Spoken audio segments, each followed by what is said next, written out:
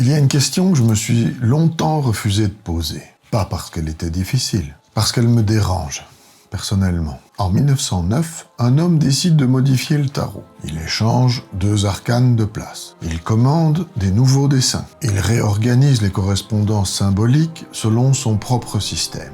Et aujourd'hui, son jeu est le plus vendu au monde.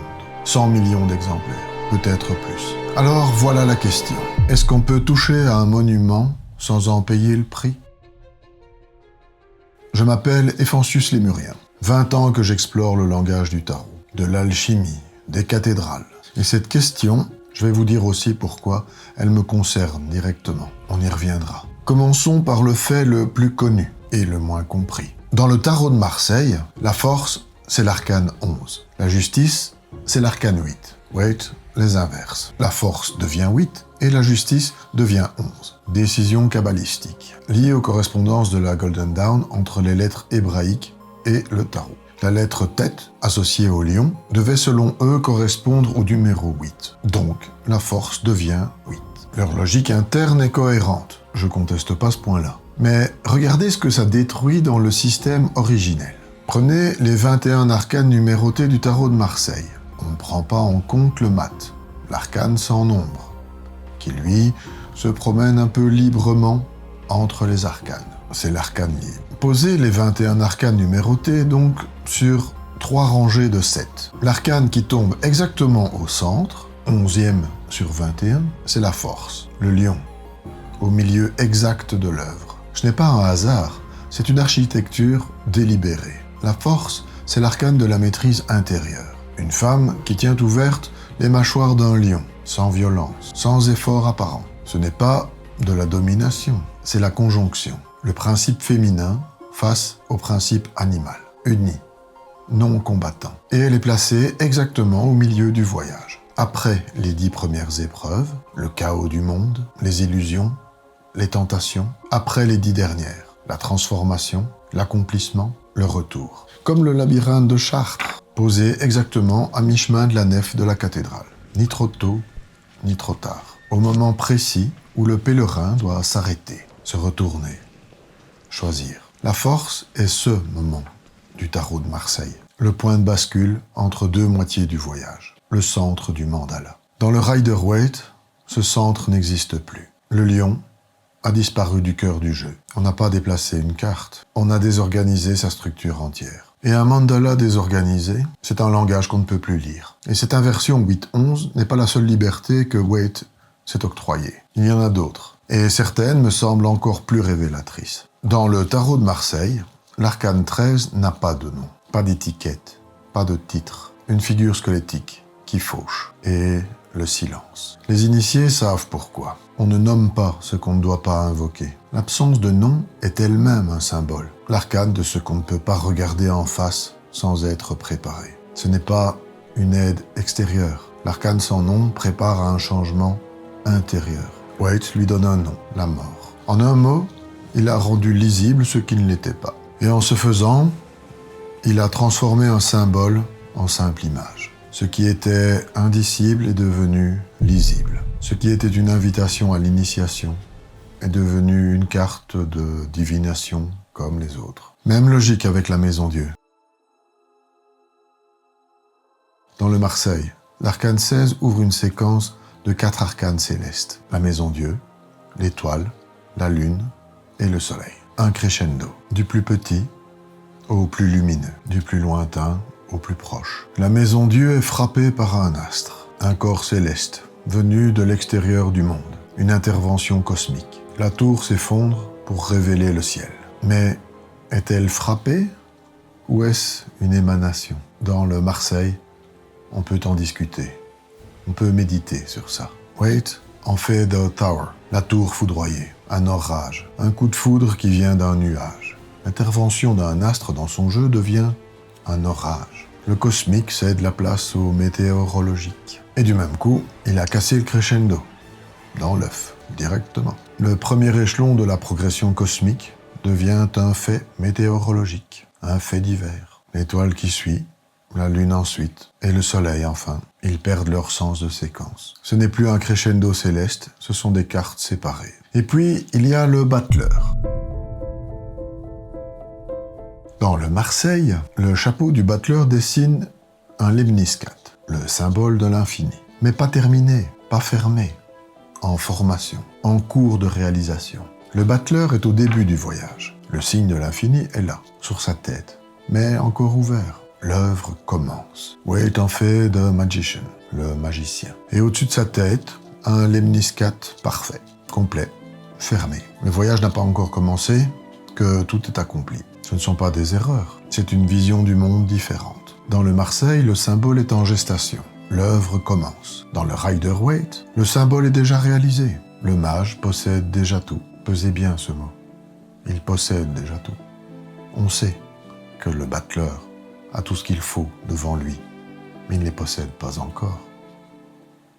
Ce sont là deux philosophies opposées, encodées dans un seul détail visuel. Et tout ce que je vous ai dit en commençant, que cette question me concerne directement, on y arrive bientôt. Mais avant, il faut que je vous montre quelque chose qui change complètement la façon dont on lit cette histoire. On dit souvent que Waite et Smith ont révolutionné le tarot, pas seulement à cause des modifications qu'on vient de voir. Celles-là, même beaucoup les contestent. La vraie révolution qu'on leur attribue, c'est autre chose. Ils ont illustré les arcanes mineures. Dans le tarot de Marseille, on peut dire que les arcanes mineures sont abstraits. Un 4 d'épée dans le tarot de Marseille ou un 4 de bâton, on en a parlé hier pendant la formation avec les élèves. En effet, c'est pas facile à reconnaître.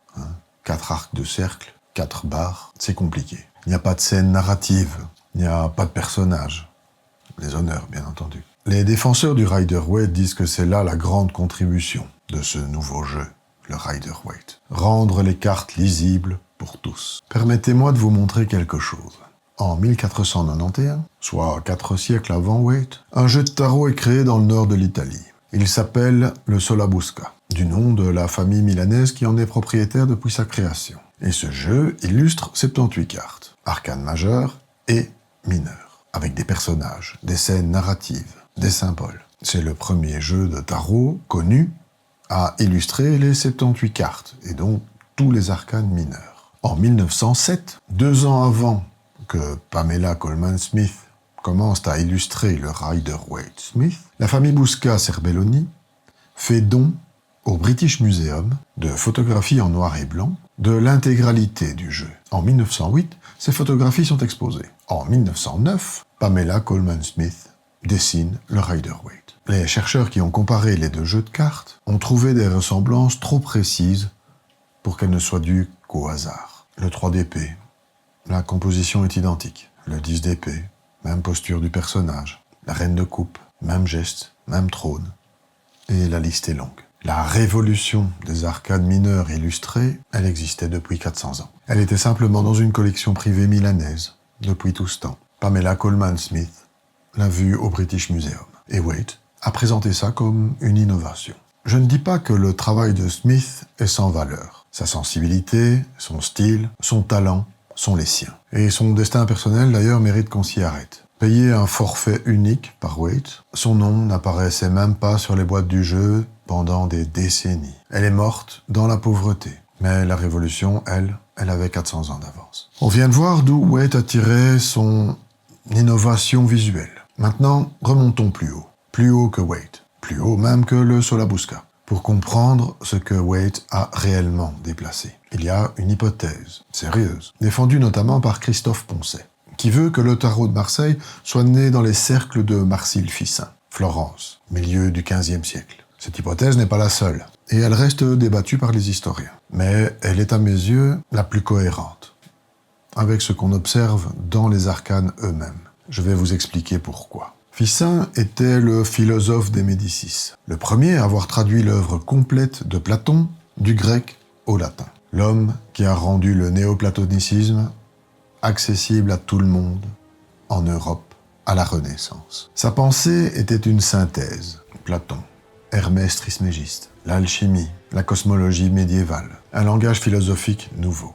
cohérent, transmissible. Selon l'hypothèse donc, ce message aurait pris une forme visuelle. Le tarot de Marseille.